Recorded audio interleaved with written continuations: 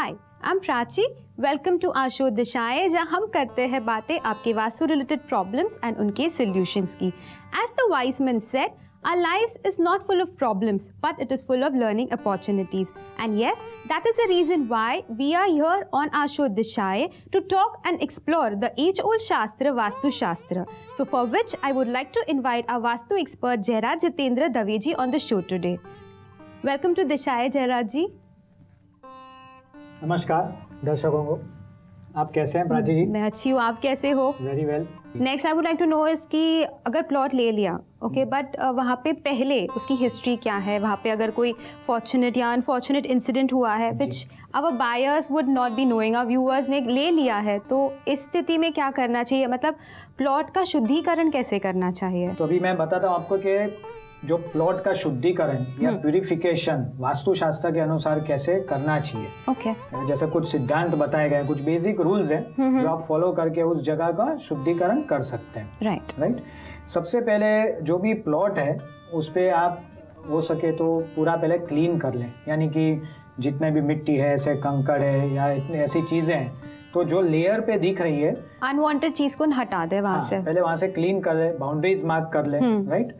Second thing, आप जैसे कि एक व्यक्ति की जो हाइट होती है 7 फुट की या 8 फुट, मैक्सिमम 7 फुट, एक पुरुष जितना बताया शास्त्र में उतना आप गड्ढा कर लें और वो जितनी मिट्टी है वो आप मिट्टी आप फेंक दें। ओके, मतलब अराउंड 7 फीट का एक होल डिग करे एंड उसकी जो अंदर से मिट्टी निकलेगी उसको करेक्ट रिमूव कर दे। रिमूव कर ले। अच्छा, जब आप ये कर रहे हैं प्रोसेस, प्लॉट ये पूरे प्लॉट में करेंगे आप, तब आपको हो सकता है कहीं हड्डियां मिल सकती है। कुछ प्लॉट सालों साल तक ऐसे ही पड़े हैं तो उसको शल्य दोष भी बोलते हैं। तो अगर आपको ये लेवल तक, यानी कि एक पुरुष या एक व्यक्ति की जो हाइट है उतनी हाइट तक का अगर आपको उसमें से अगर कोई पशु की कोई एनिमल से या उसकी हड्डियां मिलती हैं तो वो बहुत बड़ा दोष है। ओके। तो वो आपको विसर्जित कर देना है उसको। और उसकी जगह पे जो अच्छी जगह की मिट्टी होती है और अच्छी जगह की मिट्टी यानी कि जो धर्म स्थल है कोई, वहाँ से मिलता है, या कोई आश्रम है, कोई गुरुकुल है, कोई पॉजिटिव जो वास्तुशास्त्र के अनुसार जो भवन निर्माण हुए हैं, तो वहाँ की मिट्टी लाके आप जहाँ पे भी स्पिरिचुअल एक्टिविटी ज्यादा हो रही है उस जगह से अगर मिट्टी लाके हमारे प्लॉट में अगर ऐड कर दी जाए तो उसकी एनर्जी ऑब्वियसली इंक्रीज ही होगी, पॉजिटिव हो जाएगी। यस। अच्छा, और जो हड्डियाँ वहाँ से मिली है, जो भी है, मतलब नेगेटिव चीजें जो है, तो उसका दोष भी मुक्त हो जाएंगे। ठीक है। अब वो करने के बाद आप जब भी भूमि पूजन करते हैं तो ये तो डेफिनेटली व्यूअर्स यहाँ पे ध्यान देके भूमि पूजन अपने जो भी जिसके नाम पे प्लॉट है या जिसके नाम पे एस्टेब्लिशमेंट है उनकी राशि और उनका जो लग्न नक्षत्र ये सब देखते हुए वास्तुशास्त्री और विद्वानों की सलाह लेके भूमि पूजन करें। पर डेफिनेटली ये ज़रूर बताऊंगा मैं कि भूमि पूजन के दिन गौ माता और उनका बछड़ा जो है वो भी वहाँ पे आप रखिए। हो सके तो 2 दिन 48 आवर्स एटलीस्ट वहाँ पे स्टे करवाएं, उनका ध्यान रखें, एक पर्सन रखें जो उनकी सेवा कर सके, क्योंकि गौ माता में इतनी ताकत है कि उसमें बताया गया कि 33 कोटि देवी देवताओं का वास है। तो गौ माता वहाँ पे रहेंगी। तो अगर कुछ ऐसे भी अगर प्लॉट में नेगेटिव एनर्जीज है या कोई भी ऐसी चीज़ें हैं तो गौ माता की कृपा से, ब्लेसिंग्स से वो सब एक्सट्रैक्ट हो जाएंगी और वो पॉजिटिव एनर्जी में कन्वर्ट हो जाएगी। आपने पहले भी बताया था कि अगर हो सके तो गौ सेवा जरूर करनी चाहिए। गौ माता को एवरीडे ग्रास या you should feed them something. उसके आपके जो जीवन में जो नवग्रह रिलेटेड जो दोष है, प्लैनेटरी जो एफ्लिक्शंस है, वो आपके चार्ट में वो डेफिनेटली उससे आप बाहर आ जाएंगे। जैसे आपने पहले भी कहा था कि numerology and vastushastra are also connected. Of course they go hand in hand. So अगर गाय को चारा खिलाने से वो दोष भी कम हो जाता है। और कहीं ना कहीं हमारे जो धार्मिक ग्रंथों में और हमारे सिद्ध गुरुओं ने भी हमेशा बताते रहे, जो संत है, महात्मा जी है, कि भाई ये कर्म करने से भी आपको पुण्य प्राप्त होता है। इट इज लाइक जैसे हम अपने सर्विंग, ऑफ कोर्स, तो सेविंग्स अकाउंट हम कैसे मेंटेन करते हैं, तो ये अच्छे कर्म ही हमारे सेविंग्स अकाउंट है। We have to take care of more doing good karmas. Yes, definitely. Finally जब एमेंसिपेशन होगा या लिबरेशन होता है, फाइनली इसी every soul has main agenda कि गुड डीड्स आप करो। Any religion always says about good deeds. Definitely, correct. So ये एक खास ध्यान रखें कि गौ माता और बछड़ा जो है उनकी सेवा करें भूमि पूजन के दिन से लेके 2 दिन, 1 दिन वो यथाशक्ति जो जैसे भी आप जितनी कैपेसिटी है, जितना टाइम है, जितनी एबिलिटी है, उतनी गौ सेवा करनी चाहिए। And specially if you are buying a new plot, वहाँ पे पूजा कर रहे हैं तो ये जरूर करना चाहिए। बहुत ही इम्पोर्टेंट है। इनफैक्ट कुछ ऐसे भी लोग जहाँ पे कंस्ट्रक्शन अगर रुका हुआ है, कई जगह हम देखते हैं कि लीगल इश्यूज की वजह से रुका हुआ है, तो वहाँ पे दिस इज अ रेमेडी। अच्छा, कई जन जो नहीं जानते हैं, या किसी ने नहीं सलाह दी है, पूजा के बिना कंस्ट्रक्शन स्टार्ट हो गई है।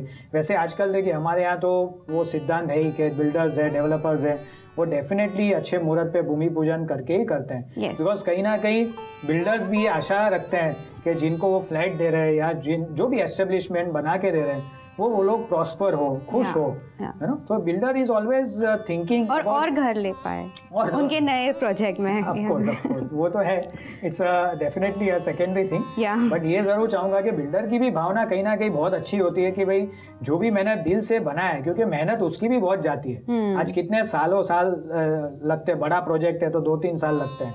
तो कहीं ना कहीं ये बात का ध्यान रखना चाहिए कि भूमि पूजन के दिन ये गौ सेवा को करनी ही चाहिए, और उनके बच्चे को भी खिलाना चाहिए। हाँ, घास चारा है, उनको तिलक करें, उनकी सेवा करें। तो ये it is a part of actually bhoomi pujan. गौ माता से ही प्राप्त जो चीज है, गौ मूत्र और गंगा जल भी आप स्प्रिंकल कर सकते, पर गौमूत्र भी बहुत पावरफुल माना जाता है। सो वो भी वहाँ पे आप स्प्रिंकल कर सकते हैं, थोड़ा सा स्प्रिंकल कर देना। जी बिल्कुल। और गंगा जल वहाँ पे स्प्रिंकल। तो इससे क्या होगा कि अगर कोई वहाँ पे नेगेटिव चीजें हैं, नेगेटिव एनर्जीज है, यू नो, या कोई भी ऐसे एलिमेंट्स है, तो वो वहाँ से सीधा डिस्ट्रॉय हो जाएंगे। Main purpose is to make it positive, of course. तो हर जो पॉजिटिव चीज है हम वहाँ करेंगे। जी। और फाइनली क्या होता है कि जो भी बिल्डर्स या डेवलपर्स जो बना रहे हैं, जो भी भवन निर्माण कर रहे हैं, तो कंस्ट्रक्शन से पहले अगर ये सब चीजें की जाती है तो स्मूथली आपका कंस्ट्रक्शन प्रोसेस आगे भी बढ़ेगा। अच्छा, जो इनमेट्स भी आएंगे, they will be prosperous, they will be happy, they will be healthy, और बदले में ब्लेसिंग्स किसको मिल रहे हैं? Definitely they are going to bless the developer who has made it. Yes, definitely. So kahin na kahin this is a blessing in disguise for developers. How nice. Yeah.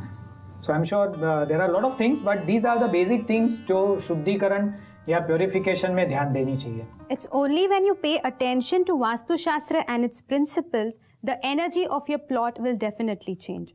So keep watching Dishai and come back after this very short break. What you are trying to say is कि कोई भी चीज random नहीं करे। If you're doing something तो थोड़ा सा ध्यान रख के अगर की जाए तो उसका effect is going to be positive. Definitely. So excavation should begin from north east. और वैसे भी देखिए ये तो नॉर्मल प्रोसेस है कंस्ट्रक्शन, तो why not we should follow the fundamentals of vastu and do it.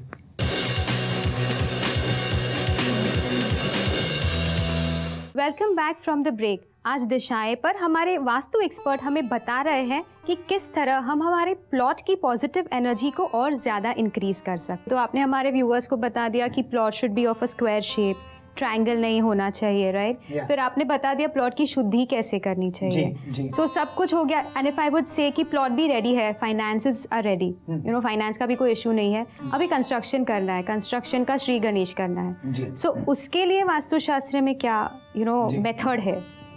I'll tell you.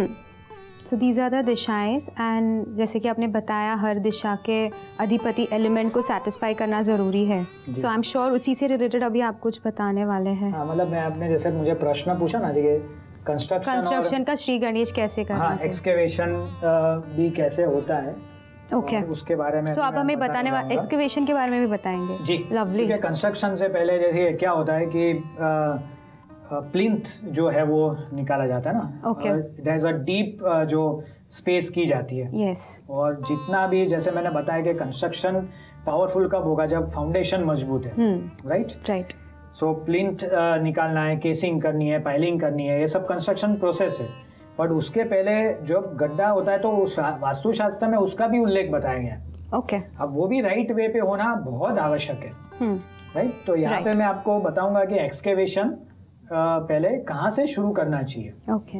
तो viewers भी इस बात का ध्यान रख सकते हैं, स्पेशली हमारे जो रिस्पेक्टेड डेवलपर्स है, बिल्डर्स है, ये उनके जो इंजीनियर्स है, जो कॉन्ट्रैक्टर्स है, जब शुरू करते हैं तब ये उनको डेफिनेटली ये पॉइंट्स वो मेंशन कर सकते हैं, राइट। वंडरफुल। सो स्टार्टिंग जैसे मैंने बताया कि नॉर्थ ईस्ट हमने काफ़ी एपिसोड्स में भी डिस्कस किया है कि नॉर्थ ईस्ट सबसे पॉजिटिव दिशा है, क्योंकि यहीं से कॉस्मिक एनर्जीज पृथ्वी में एंटर होती है, राइट। तो एक्सकेवेशन जो प्रोसेस आप चालू करें, तो फर्स्ट जहाँ से आपको चालू करना है वो नॉर्थ ईस्ट से चालू करना है। ओके। हाँ, नॉर्थ ईस्ट से चालू करते हुए आप आगे बढ़ सकते हैं from east towards south east. Okay. Right. So the excavation should begin from the northeast and should proceed towards the southeast Disha. Foundation जो बनाना है, यानी कि डीप जाना है उनको प्लिंथ निकालने के लिए, फाउंडेशन बिठाने के लिए, तो जो भी खड्डा करेंगे और जो मिट्टी जो अर्थ है जो उसको पाइलअप करते जाएंगे, तो ये बहुत आवश्यक है कि ये कहाँ से आप एक्सकेवेट करके कहाँ तक पहुँचाना है। Okay. तो उसके बाद एक जगह जब पाइलिंग हो जाएगा, वो जब अर्थ का मिट्टी का, उसके बाद फिर कंस्ट्रक्शन चालू होगा। yes. तो यहाँ पे एक्सकेवेशन करते टाइम यहाँ से एक फर्स्ट प्रोसेस है। सेकेंड प्रोसेस आप देख सकते हैं, यहाँ से भी बढ़ सकते हैं, यानी कि यहाँ से, this is the second process from north east to north west. हाँ, फ्रॉम यानी कि पैरेलल जा सकते हैं। कई बार ऐसा होता है कि भाई यहाँ से ही शुरू करें तो there is lot of time is been wasted. What you are trying to say is कि कोई भी चीज रैंडम नहीं करे। If you are doing something तो थोड़ा सा ध्यान रख के अगर की जाए तो उसका effect is going to be positive. Definitely. So excavation should begin from north east. From north east. और वैसे भी देखिए, ये तो नॉर्मल प्रोसेस है कंस्ट्रक्शन में, तो why not we should follow the fundamentals of vastu and do it. Definitely, yeah. और बाद में तो देखिए अच्छे वास्तुशास्त्री विद्वान है, अब ये शास्त्र इतना अवेयरनेस आ चुका है कि अब वास्तुशास्त्री फॉरेन कंट्रीज में भी जा रहे हैं ना। There are been lot of organisation and lot of foreign authors have written book on feng shui, on vastushastra. तो कहीं ना कहीं अब हमारा शास्त्र इतना अवेयरनेस ला चुका है कि अब now people agree that this is not only a Hindu tradition, it is back with a bang. Of course it is through Spin TV also.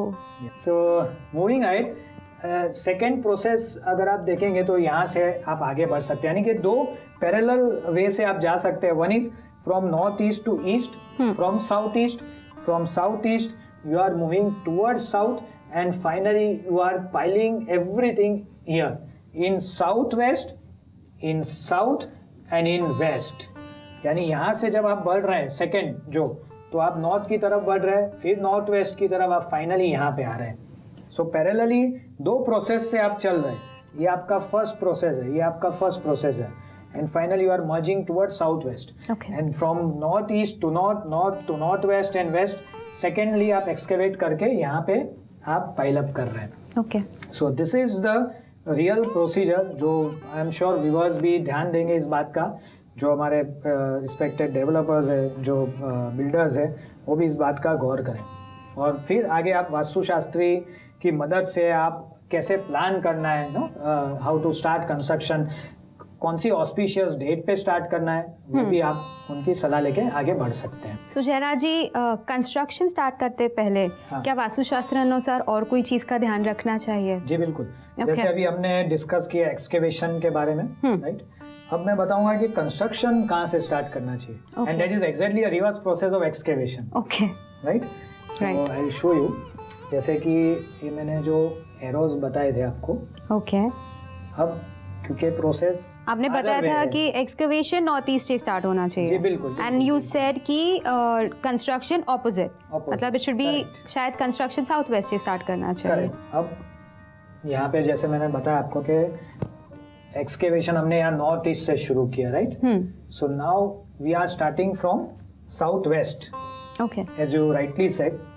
So first process यहाँ से शुरू होगा साउथ वेस्ट से।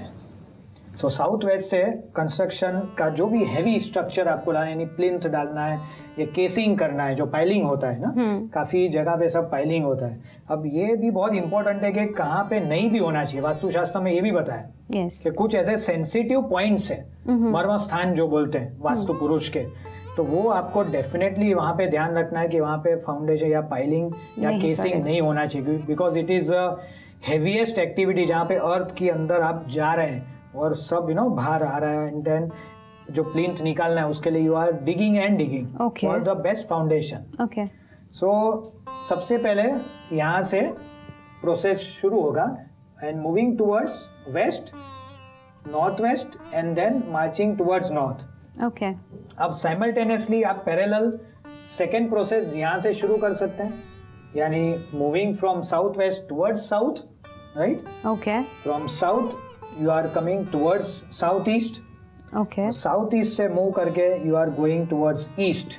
East and then finally you are merging towards north east. यानी कि यहाँ से आप वजन डालना शुरू कर रहे हैं, मतलब यहाँ से आप ऐसे शुरू कर रहे हैं कंस्ट्रक्शन, यहाँ से पैरेलल शुरू हो रहा है और फाइनली जब फ्लोर है, बेसमेंट है या ग्राउंड फ्लोर है, वो जब एक आपका जो बेस खड़ा हो रहा है then you follow the other things, right? But main जो स्टार्ट है वही जरूरी है कि आपने कहाँ पे शुरू करके कहाँ खत्म किया. ओके.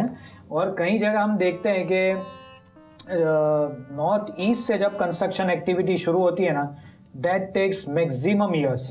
ओके. यानी वहाँ पे ये जो प्रोसेस है वहीं अटक जाता है. अगर आप सेवरल विंग्स बना रहे हैं तो व्यूअर्स इस बात का खास ध्यान रखें, specially our respected builders and developers, that north east से never start construction. Okay. It is a point जहाँ से एक्सकेवेशन ही स्टार्ट होना चाहिए, राइट? सो कंस्ट्रक्शन आप साउथ वेस्ट से शुरू करेंगे तो आप देखेंगे कि एक विंग बनाई, 2 विंग बनाई, 3 विंग, जैसे ही आप प्लान कर रहे हैं तो वैसे आप आगे बढ़ते जाएंगे तो स्मूथली और काफी फास्ट कंस्ट्रक्शन प्रोसेस आपका पूरा होगा, स्टेप बाय स्टेप. और जैसा आपने करेक्टली पूरा स्मूथली सब काम हो जाएगा. करेक्ट. ओके. ज्यादा रुकावटें नहीं आएंगी उसमें. जी बिल्कुल. एंड नेक्स्ट तो then they can definitely contact us और they can also take advices from good वास्तुशास्त्री, जो आजकल सभी लोग इसमें आ रहे वैदिक रूप से बता रहे हैं. तो ये सलाह लेके आप और उसको प्रॉपर वे में कर सकते हैं. बट क्योंकि इन दिशा we believe that we are here to guide everything correctly. Yes. And as per the shastra, of course, and in a scientific way, जैसे आप हर every time you definitely say. Yes. So second process आप यहाँ से आए, right? और यहाँ पे आपने कंप्लीट किया तो नॉर्थ ईस्ट में बेसिकली आप एंड में पहुंचे. तो आप देखेंगे कि काफी फास्ट आपका कंस्ट्रक्शन प्रोसेस खत्म होगा. Definitely. So I'm sure this is very helpful for. Very, very helpful. I mean, I would like to repeat here is कि excavation northeast से and ended in the southwest, towards southwest. Correct. And construction start from southwest and try to finish it towards the east, northeast direction. Northeast direction, yes. Right.